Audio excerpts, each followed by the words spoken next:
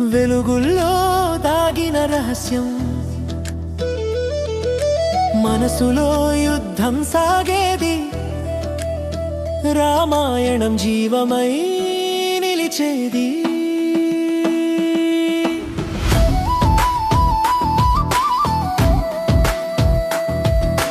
రావణుడు బయట కాదు, మనలోనే మళ్ళీ పుడతాడు.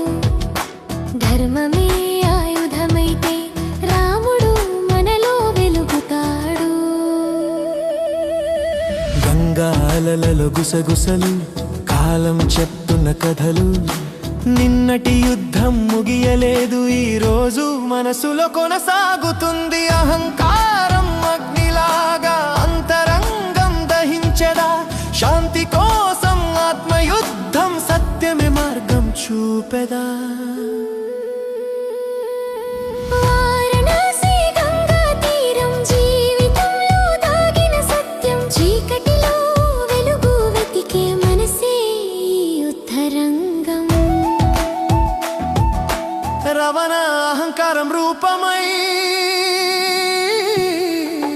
మనసులో చీకటి నింపెదా, లోభం కోపం మోహంతో మనిషిని దూరం చేసేదా. కానీ ఒక్క క్షణంలో నిజం మనసులో మేల్కొంటుంది. ధర్మం వైపు అడుగు వేస్తే దైవం మనలోనే కనిపిస్తుంది.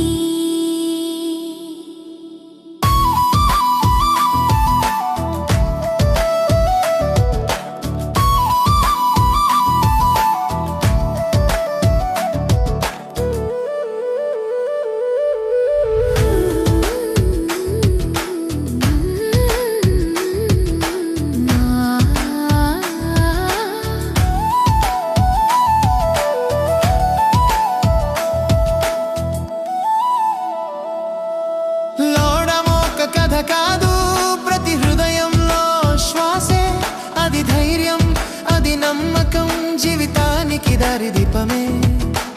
అంతరంగం గెలిచినప్పుడు అదే నిజమైన విజయమే. రావణాన్ని జయించిన వాడు తనను తాను జయించిన వాడే. చీకటి ఎంత పెరిగినా ఒక దీపం చాలదా, అహంకారం ఎంత గర్జించినా ఒక సత్యం చాలు కాదా. గంగా సాక్షిగా నిలిచిన యుద్ధం ఎప్పుడు ముగియదు, మనసులో ధర్మం ఉన్నంత వరకు రాముడు ఎప్పుడు ఓడిపోడు. వారణాసి గంగా తీరం, జీవితానికి దివ్య దీపం, మనసులో యుద్ధం గెలిచే ధర్మమే నిజమైన జయం. రావణుడు నశించే రోజు మనలోనే పుడుతుంది రాముడు, అది కథ కాదు, అది నిజం, అది మనిషి జీవగీతం.